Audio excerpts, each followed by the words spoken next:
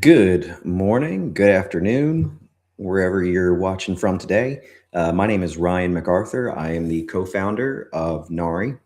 I'm also the director of Canary Careers. And today we are switching things up a bit. Typically, we do our microphone out of the way. Typically, we do our AMA or weekly webinar on a Tuesday.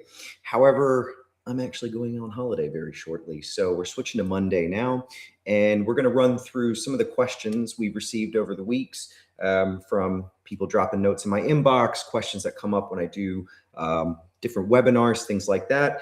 And then just a few DMs we got over LinkedIn with some folks who are looking for a little career advice and, just want to get on the right path going forward.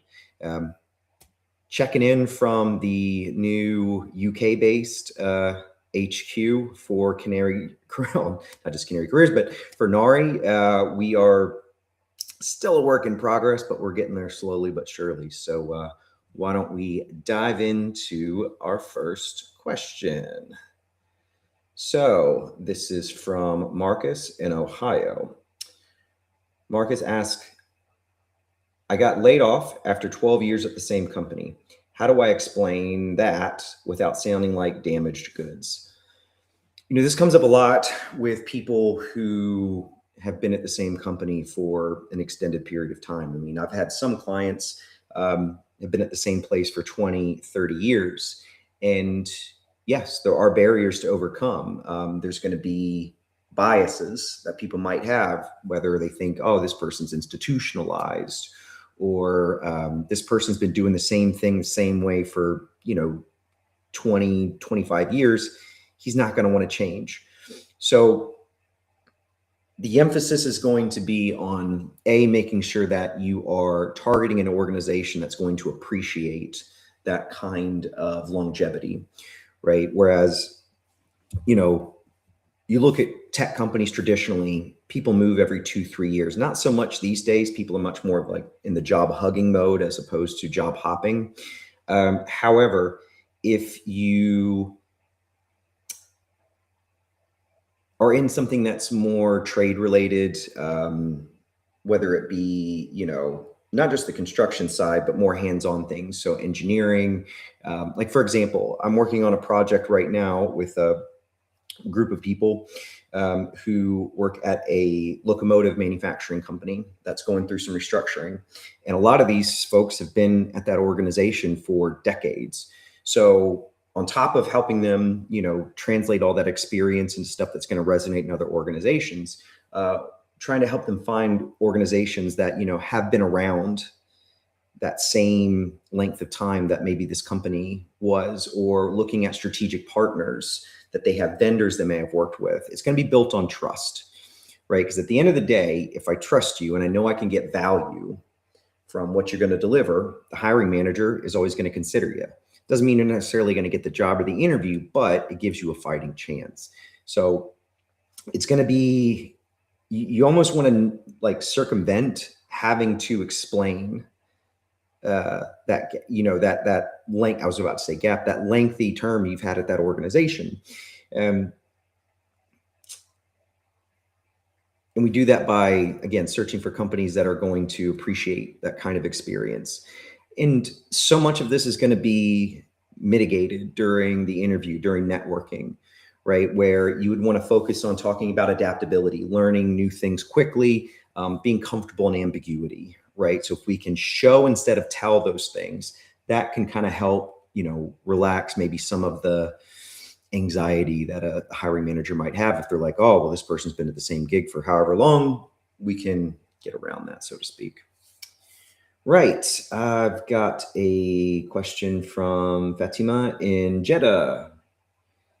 Is Nari only for the US market, or are you planning to support job seekers in Saudi Arabia or the wider Gulf region too? Nari will work for anybody right now. Well, it always has. It's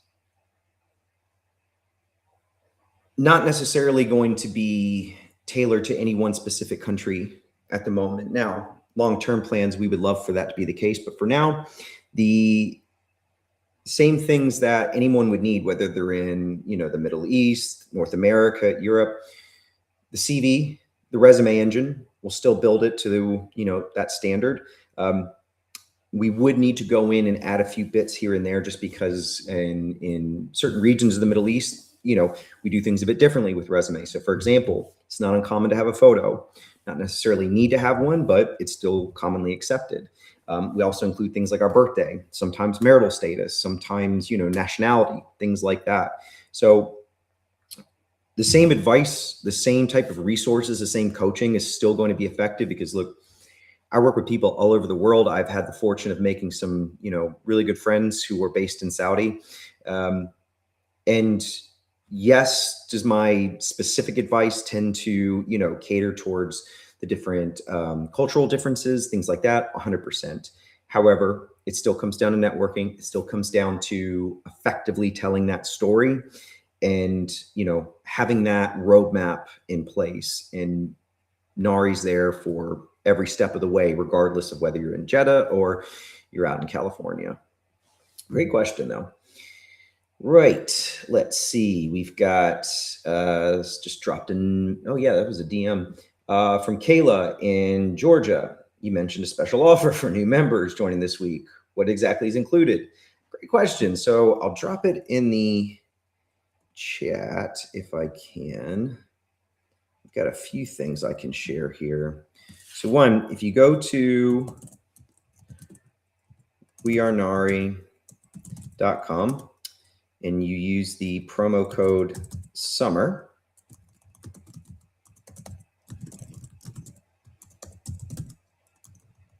typing all this in now, that will give you 50% off for first 3 months of the membership. There we go.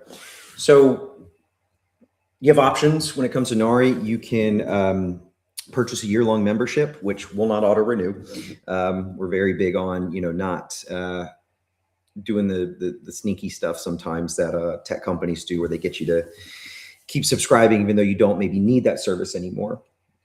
However, we designed Nari so that it's not about just getting you a job. It's about consistently, providing resources and knowledge, whether it be through our community, whether it be through the webinars that we deliver, the ones specific for the platform, to not only help you continue to maximize getting value out of the platform, but on top of that, you keep growing and improving yourself as well. So you have the option to pay monthly, right? And either membership is going to, the discount's going to count towards that. As I said, 50% off the first 3 months. So hope everybody gets an opportunity to use that. We would love to see you on my open office hours. So twice a week, we send out a link to our users, or we're going to actually, that's going to start first week of August. And you would just click a link and you're on with me. Now, there might be a few other people in the room. We can keep it collaborative, things like that, but I'm on hand to answer questions. You don't pay extra for that. If you want to bring your resume with you and have me take a look at it, by all means, happy to do that. You've got questions about LinkedIn. You got an interview coming up. You want to learn more about job search technique and you want to hear it, from the horse's mouth, so to speak. That's what I'm here for.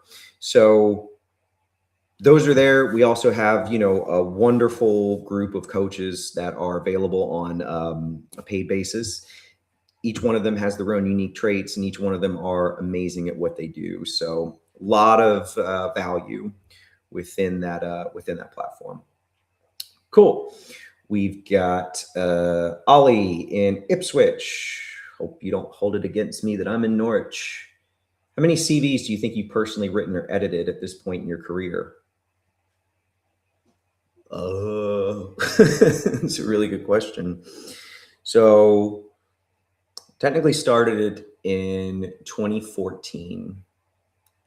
And it was more on just a strictly freelance basis with, my friends found out that, hey, I've got a background in writing. So they asked me to help them with them. We're all kind of leaving university at the same time. And so that's how I got my start. And then where I was from, Hampton Roads, Virginia, specifically Poquoson, shout out Bull Island. We naturally knew a lot of people in the military because there's several bases around there, and people coming out of the military often are unsure of how to translate their experience into, information, stories that are going to resonate with the hiring manager, recruiter, all that stuff. Then about 2017, I kind of went fully pro, so to speak. I was hired by, not hired, but I was contracted by a larger organization. There I was doing a lot of volume. So, I mean, on average, usually work with anyone between 150 and probably 200 people a year. Probably some have years have spiked in that. I don't really remember. So, I mean, at this point, I don't know, 2,000, 3,000, maybe something like that. But honestly, it's like, because I know a lot of like resume writers and CV writers, they hang their hat on how many they've done.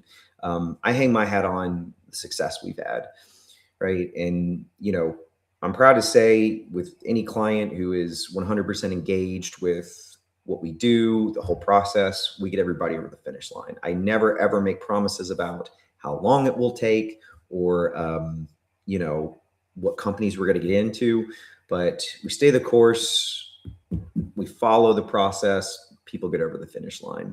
And that's what I'm more proud of than anything.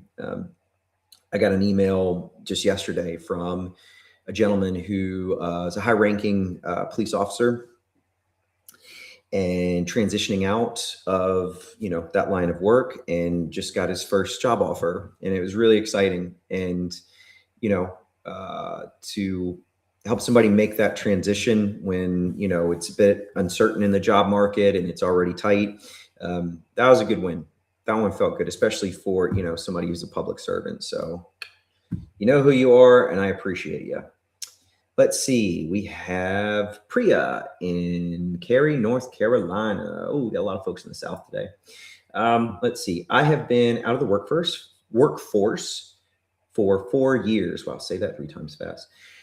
Raising my kids. Is Nari built for somebody like me, or am I too far gone to re-enter? Look, I've yet to come across somebody who is too far gone to re-enter. Right now, you've been out of the game for a little while. Sometimes that does mean we need to upskill, retrain, add some more, arrows to our quiver, so to speak. So, and that can come in a variety of different ways. I mean, as far as learning a new career path, near endless opportunities online. Now, that's not everybody's cup of tea to have to do that. And maybe Priya wants to, draw from experience, skill sets she has from earlier in her career before she had a family. So Nari's there for specifically these types of situations, whereas the resume engine can actually, look to fill those gaps with relevant information regarding, okay, what was going on during that period?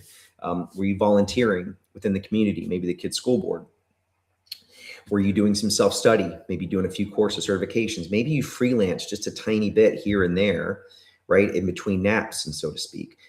There are opportunities to still demonstrate value that you deliver without making it up out of thin air, obviously, which is something we would never do anyway.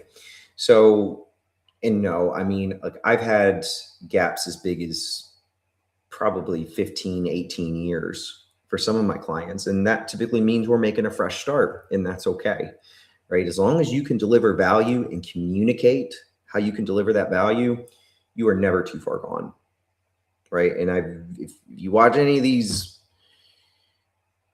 webinars, streams, whatever you want to call them, I very, very rarely speak in absolutes, but that is one thing I'm happy to say, that, nobody's ever too far gone. Sometimes it just means we got to get a little bit creative with our approach. And, again, I mentioned before, we have things like office hours that are completely, part of what you pay for Nari. You don't have to pay extra for it. If somebody like Priya is unsure, she could drop in, we can have a chat, right? And if nobody's in the room, it's just going to be me and her working through these problems, right? That's not going to happen every time, but it could. So those options are always there. Right. We've got Todd in Spokane, Washington.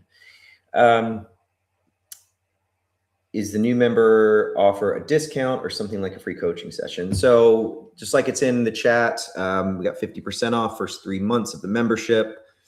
Pretty straightforward there.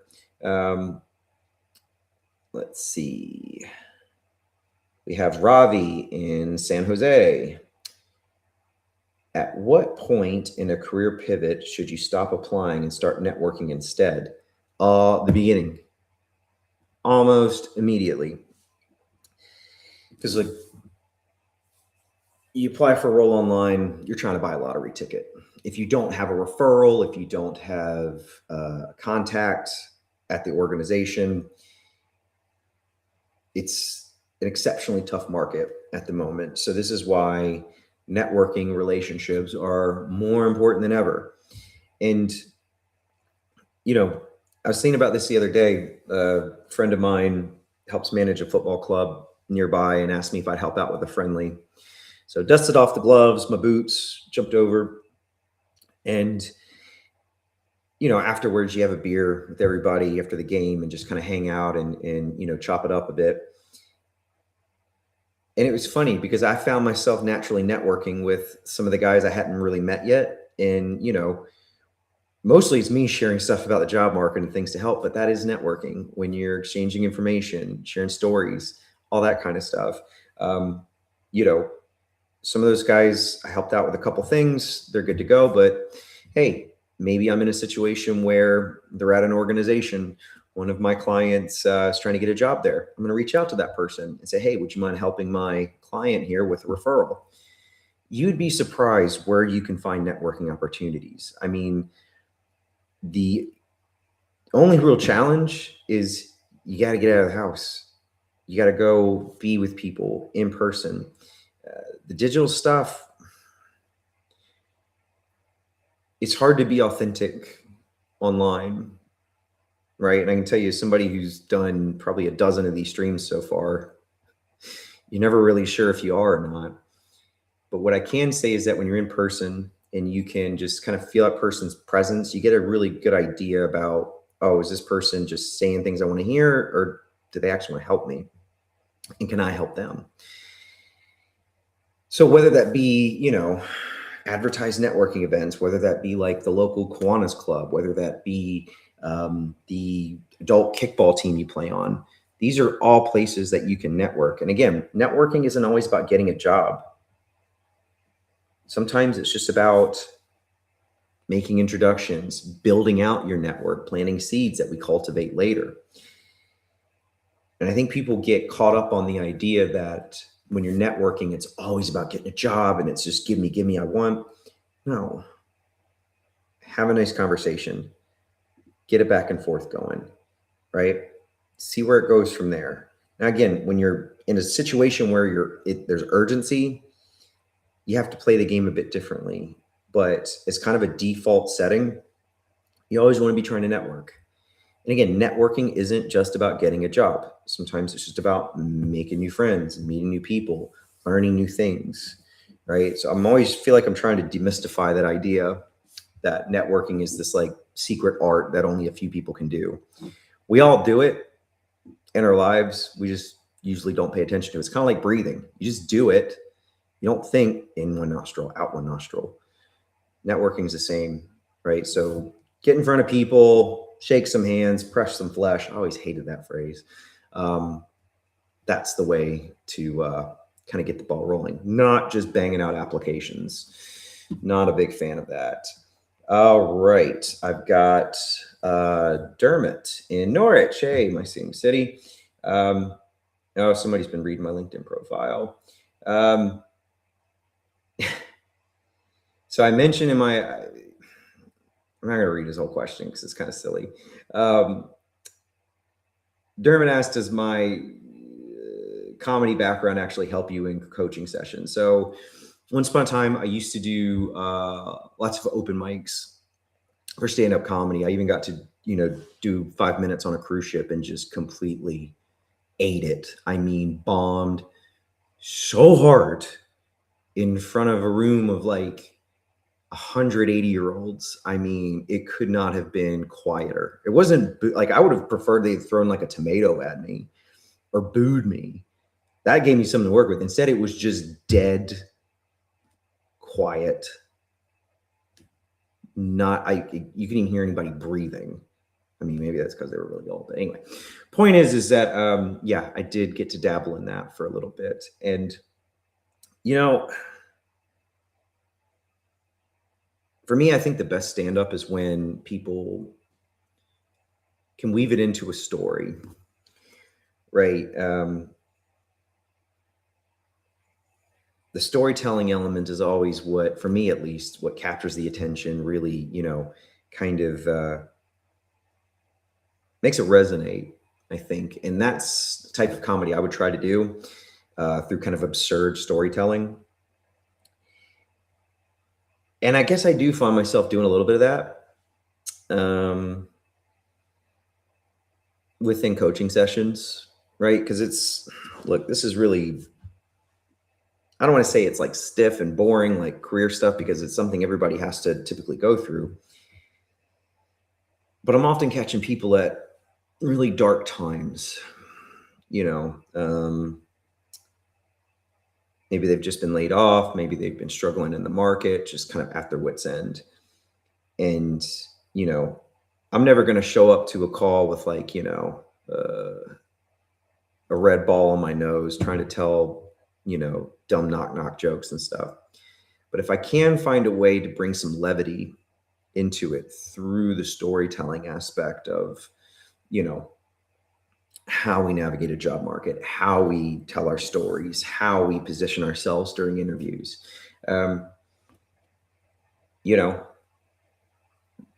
that tends to help people relax a bit more. So,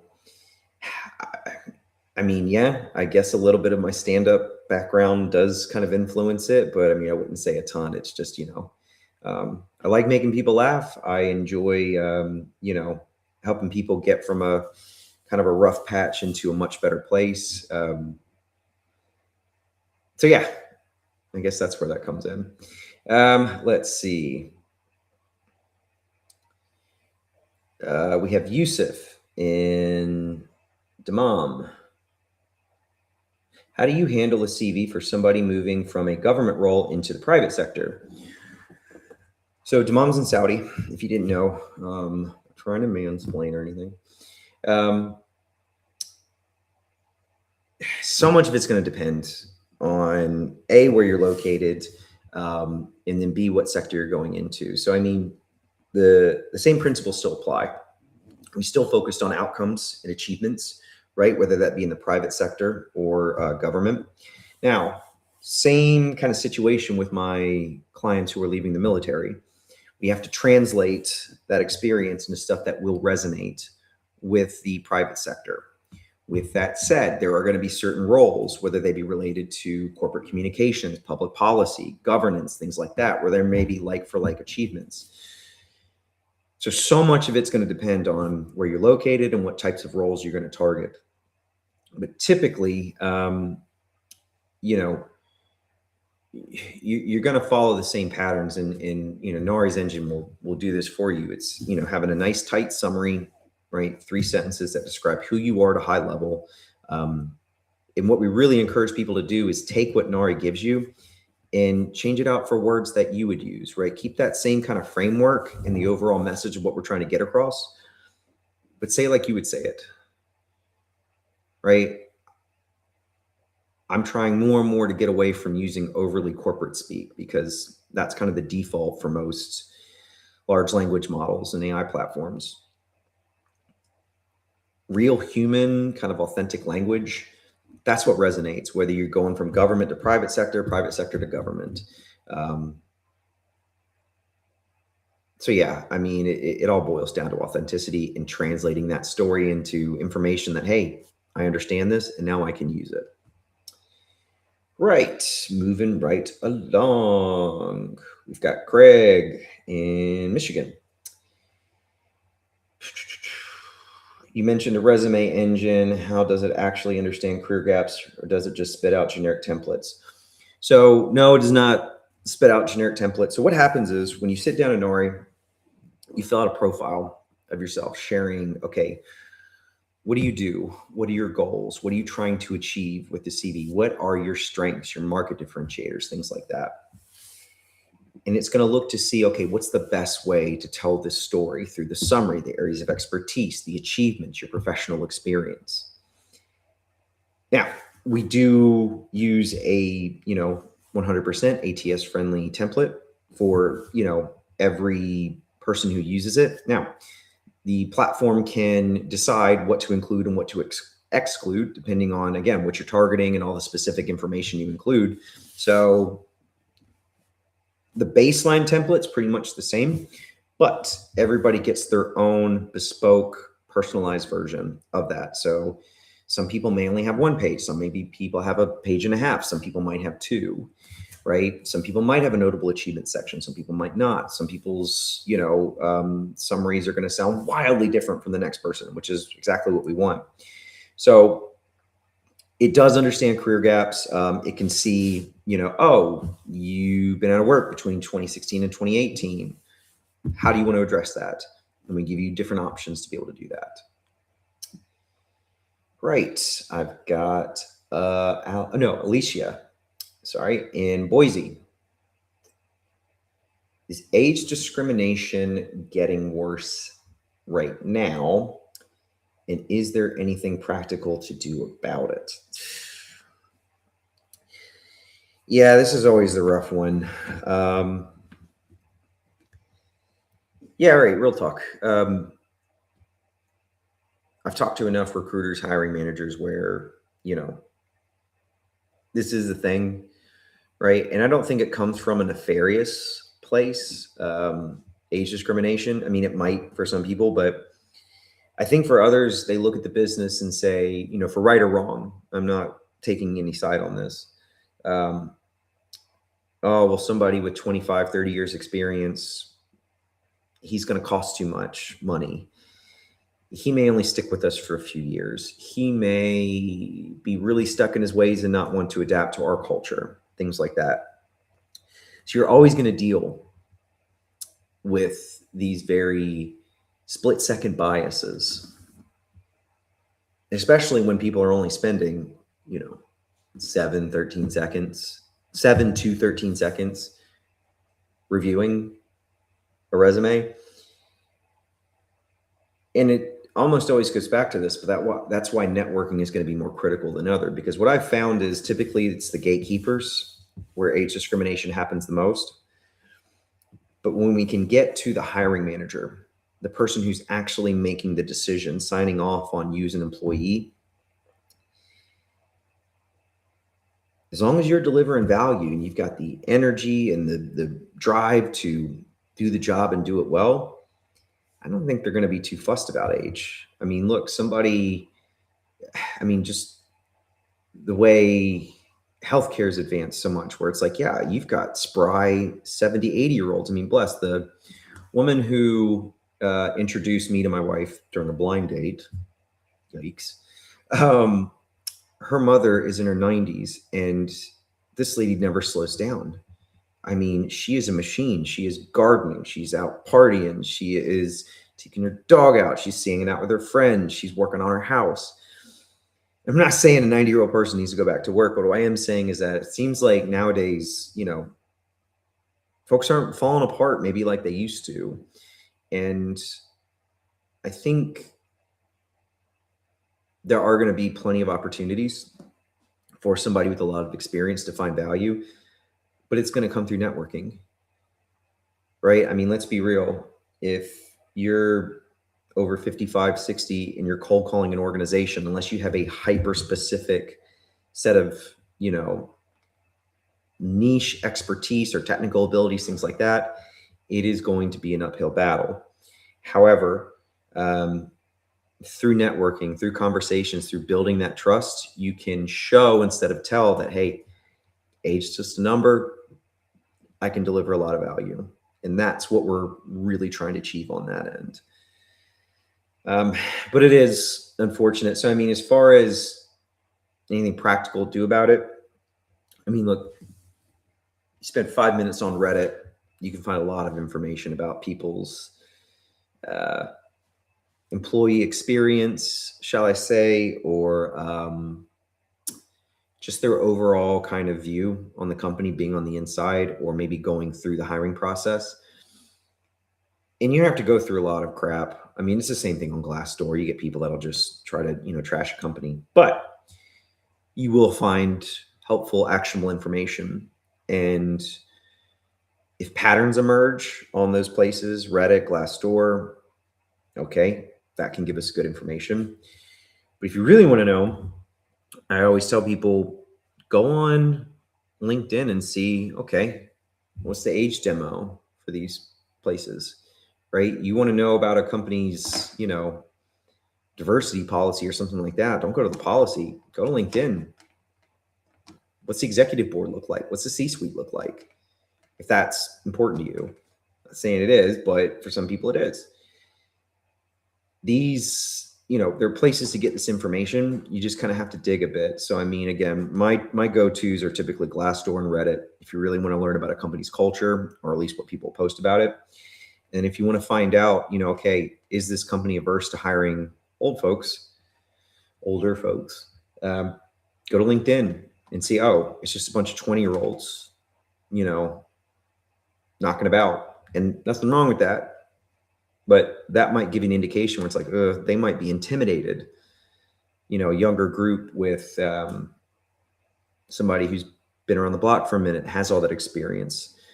And at the same time, I've come across more than a few startups that they went 100 miles per hour, hired like crazy, built out, but now they're kind of in a rut, and they look for, especially like senior leadership, in fractional roles. So I've got more than probably a dozen folks on my books who are like fractional CFOs, fractional chief revenue officers, things like that. So a couple of these folks have like a portfolio of 3 or 4 of these things where they do like half a day, 4 days a week, helping out each of these different companies. So yeah. So, I mean, that's one of those things where if you are kind of getting up there as far as age and experience, you might need to diversify a bit and look for fractional positions where they want you, but they can't necessarily hire you full time. Right.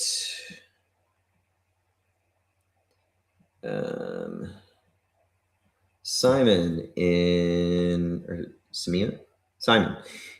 Bristol.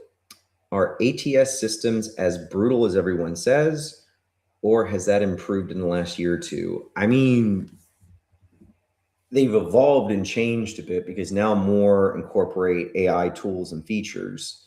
But put it this way, I still get folks come to me and say, I have put out hundreds of applications and got nothing. And you take 2 minutes to look at their CV and it's just a mess. Something they bought off Canva, a format they bought off Etsy or something like that.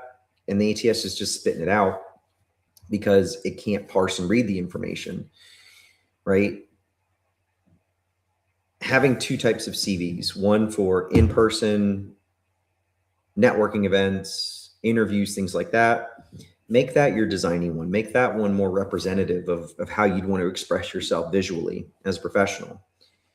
The ATS, boring is preferred, right? Boring is easy to read. Boring is easy to scan. And that's what I needed. I need the software to be able to parse the information and understand, oh, what we're talking about here corresponds to this job there. Let me put it under that. When it struggles to do that, that's when you're fighting an uphill battle. And I mean,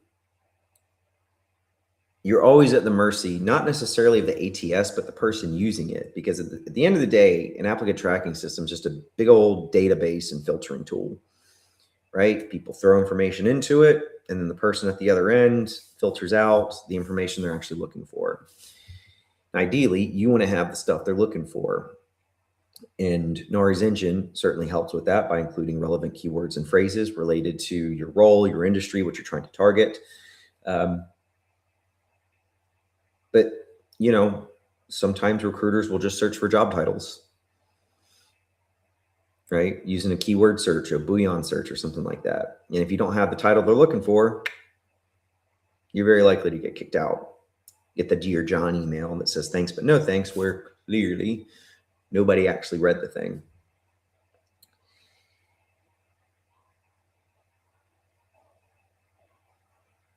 And ATS probably ain't going anywhere. I think there's going to be different versions of it at some point. I mean, I know there's some organizations that have tried to find solutions to phase out CVs and stuff like that, which, I mean, I think that could certainly happen. But for now, the way the game's played, we do have to play keeping in mind of what that ATS is there to do, right? And,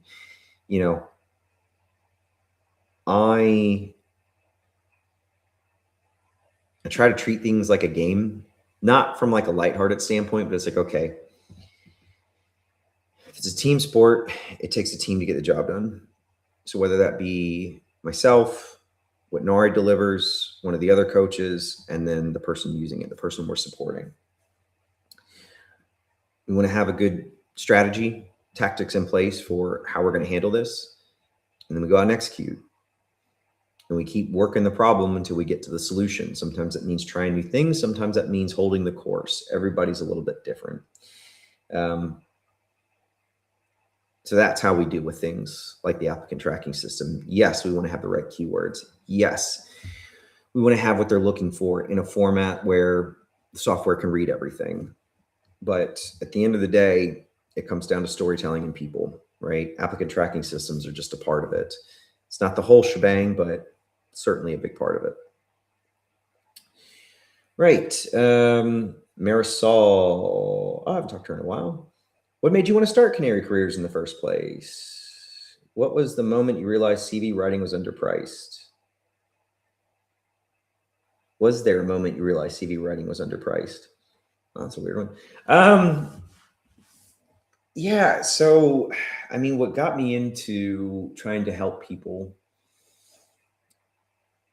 not just tell their stories, but also, I want to say find their dream jobs, but just get into a place where they're happy, they're fulfilled, all that stuff. I've been coaching since I was probably 16 years old in one way, shape, or form, virtually all in soccer, but a little bit of mixed martial arts and different stuff here and there, writing.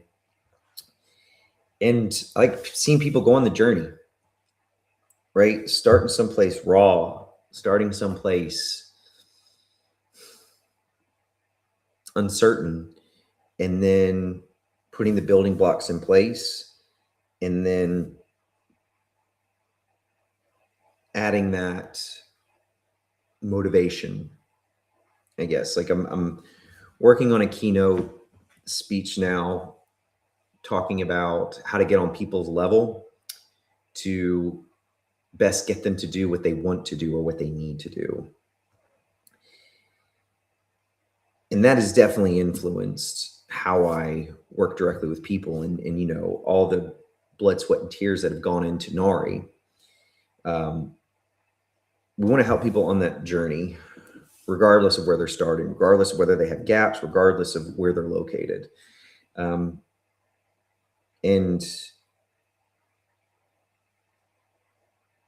seeing people climb that mountain and then get to the top, it's the best. Like the gentleman I was talking about before, the police officer who's now, moving into a private sector job.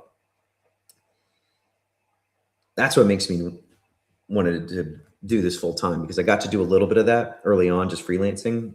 But then when people,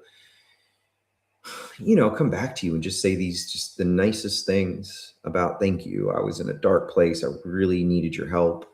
I'm now on my job. Can't think. I got so many of those emails saved. I've got even a few letters people have written afterwards, and they're in a very safe place because they mean a lot, right? And I think like anybody who works a job or runs a business long enough, like there's hard days where maybe you just don't want to do it. You don't want to get up out of bed. You don't want to sit down and log in on the computer. And I go and read those, and I try to remind myself why we do it, right? Yep, paycheck's great, all that kind of stuff. More importantly, getting people to where they want to go, that's what made me want to start doing this. And that's what made me want to build Nari, especially along with my co-founder.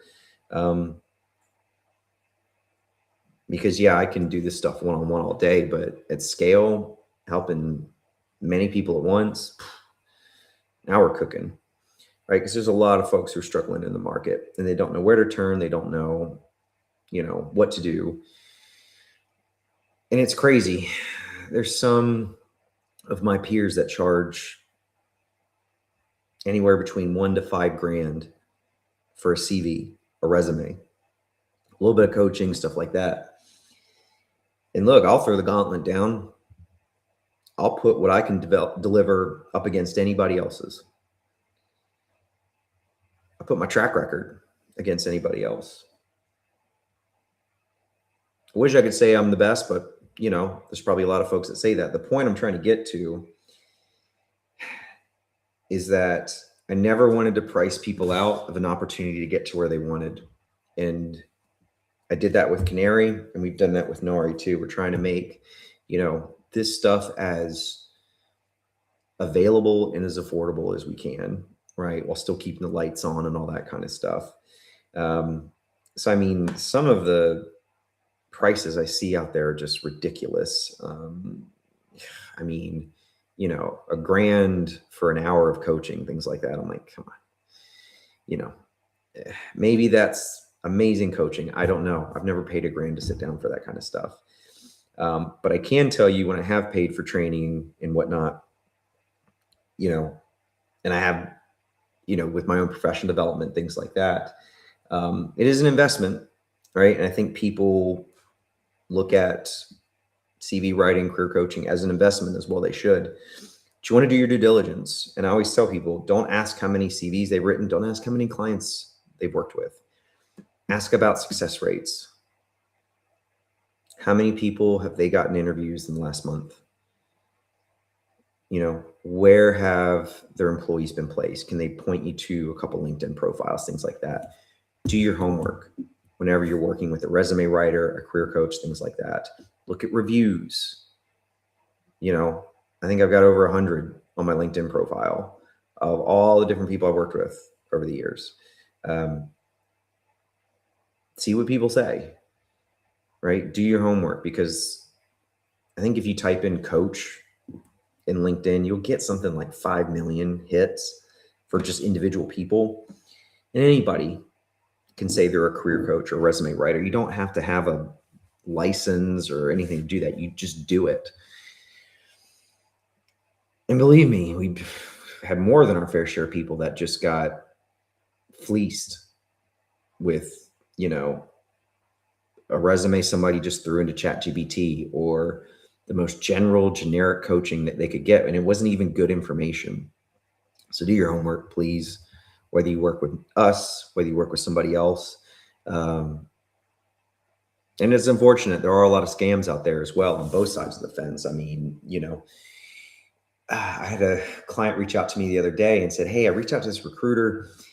He said the resume you made me was just all wrong, and that I needed to send him like, $2,000, and then they would then put me into their recruitment pool. I would just need to get the resume fixed through their guy. That's why I got to pay the $2,000. And that immediately puts my flag up, because it's like, I have some recruiters who consider like strategic partners. They never make the client pay for it. They pay for it because they know that's an investment, right? Recruiters, if they're in an agency or they're on their own, they get a percentage of your salary if you get the job, right? So part of their cost of doing business is working with somebody like myself. Like, one of my guys, he's an internal recruiter now, but Nassim, who I, never been in the room with the guy, but I still consider him a good friend, because he's just sent me so many people over the years, clients of his, to help and sort out. And, same thing. I have contracts with recruitment firms where they have me do their clients, their candidates, CV, LinkedIn, resume, all that stuff. So If a recruiter is asking you to give them money for a CV review update or LinkedIn overhaul, something like that, something's probably off. Great, got about 15 minutes left. And as I said before, if anybody's got any live questions, feel free to drop them in the chat. It could be really specific to your own career, could be, I don't know, any questions about Nari as well. So let's see here. I have Rima in Riyadh. Do you find executives from the Gulf approach their CVs differently than clients in the UK or the US?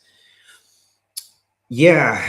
So every culture is a little bit different, right? In America, we can be a bit more, I don't want to say boastful or braggadocious, but we can kind of up the ante regarding the language that we use and the dynamic we're trying to achieve in the content, right? Very action oriented, very not in your face, but just you know what you're getting. Whereas in the UK, I'm going to be much more reserved, much more laid back, not laid back, much more humble. Right now, we're still stating the facts regardless of the story that we're telling, but it's just in the way we present those facts, right? With a US based client, it's going to be a lot of energy, right? With a UK client, it's going to be very steady, conservative. Golf, kind of a mix in between, right? Because, I mean, if anybody have worked in the Gulf, they're the most polite people on the planet. They're also very committed to achieving a certain level of excellence, right? So we find that balance between not coming off as being conceited or arrogant, but still demonstrating that we are driving towards, the highest level of quality at all times. And again, depending on the role that you're targeting, especially if it's something in government or something supporting like Vision 2030, yeah, we want to make sure that we're talking about achievements that align with, what the goals of Vision 2030 are. Whereas if we're looking to target like somewhere in the private sector that's more like a global company, okay, now we're driving more towards the value that we can deliver to that organization as opposed to, what Vision 2030 is trying to achieve. So yeah, and I mean, as far as like minor details, like, in the US, we're going to use, what's it called? Letter size paper, whereas over here it's A4 in the UK rather, or the rest of the world, it's A4. It's funny, we used to just use British UK spelling for the Middle East, but now that's switched to US. And I'm guessing it's because the majority of the people who teach English over there now are American. And it's really funny when sometimes I have a client who's based in the Middle East, but they speak English and they sound like, they're a valley girl from California. And it's like, oh, that's just how the person sounded who's taught them English. My daughter, who is, British, she has some little twangs, when she'll say certain words like milk, comes out like Forrest Gump, like milk, even though you can hear the little British accent start to forming. So I don't know, that stuff always, that stuff interests me endlessly. Just how people pick up different accents and dialects, stuff like that. Right. Nadia from Newark, is there a deadline on the new member deal, or can people still grab it if they join next month? Yeah, there's a limit of the first 25 people who use the code. So if you want the 50% off for the first 3 months, jump on it, because after 25 people use it, it will expire. There's no date on it. So, I mean, you could do it next month. Just depends how many people end up signing up between now and then. Right. We've got Tyler from North Carolina. What's the actual value of a community versus just paying for one-off resume help? Oh, yeah, that's a good one. So I try not to mix the two, right? But for now, I'm going to do it just for the sake of answering Tyler's question. So you work one-on-one with somebody like myself. It's just us two and whoever you've got behind you right now. That may be exactly what you want. You want that one-on-one personal attention. When you have a community that like Nari provides, there's a couple things that come into play. One, your networking. As I said, I want the in-person networking to happen more often than not, but having a community of people who are all in the same boat, you share information, you share leads for opportunities, you share referrals potentially, commiserate with each other when you need to, because no matter where you're at in life, no matter where you're living, no matter what types of jobs you're doing, this job market is flooded with heartbreak and frustration, and it can be overwhelming. And when you know you're not the only one going through it, sometimes that can give you a little bit of like, okay, we can do this together. And look, I've never been a big online community guy, but I really start to see the value in it when it's just like, me personally as a coach, as a CV writer, I put a lot of people's baggage on my shoulders, right? And it's a lot for just one person, especially when you're working with 30, 40, 50 people a month, depending on, what's going on at that time. And I wish I could give everybody individual attention on that level, but there's just not enough hours in the day. Whereas you got a community, you can always pop in whenever you need to, whenever you want. You're going to have opportunities to learn new things. Our coaches drop in the community from time to time and throw in a few insights here and there. I do as well. I mean, we've got a corner just for moms where my mom, who's a registered nurse and is like a subject matter expert in maternity care, she shares little tidbits of insights for, maybe moms returning to work, just about self-care and looking after yourself, things like that. So that's where I would say the value probably comes from. And look, I'm still available to book on sessions through Nari, as are all our coaches. So if you still did want that one-on-one help plus the community, Nari's your game, 100%. I am losing my voice. Thank you, allergies. We've got Whitney in Nashville. Ooh, love that town. Is it true that using AI to write your resume actually hurts you with recruiters now? What are you seeing? Yeah, like anything when it comes to AI, you always got to take it with a grain of salt. I mean, the worst thing you could probably do is just throw in some information into ChatGPT, have it spit out a resume, and then just send it out without looking at it. Very likely to have gotten stuff wrong, use repetitive language, follow formulaic sentence structure, things like that. To my knowledge, there's no 100% precise way to tell if something has been, if AI's developed it. Images are a bit different, but when it comes to text, I mean, you can always just copy and paste over into a Word document and it might as well be yours. So it's tricky, right? So the way Nari's engine works is we ask the user to share very specific information about what they do, who they are, what their value proposition is, all these types of things, so that we can make it as bespoke as we can and write it in the way I would, right? That's where the engine really comes into play, is it takes my approach, the thing that I use when I work with individuals, and then follow those steps to a T based off of the specific information it's given. So if you've got something a little bit more advanced like that, it can be a big help. I mean, there are specific tools out there that just do resumes, things like that. I can't really speak on them, but what I can say is that Nari's engine does a pretty phenomenal job with getting it close to how I would do it. There's always going to be things that we need to change. Let's be honest, right? AI is very rarely going to get things 100%, especially with something complex like a CV or resume. And people don't realize that sometimes, where, this happens all the time. I'll get knee deep into a project with somebody and they're like, man, I can't believe, I tried to do this by myself. I would have never got to what you delivered. And it's funny because I look at it as just, oh, it's just another thing we do. Right. And it's the same, like, I could be amazed at a heart surgeon saving somebody's life. And it's like, yeah, it's just par for the course.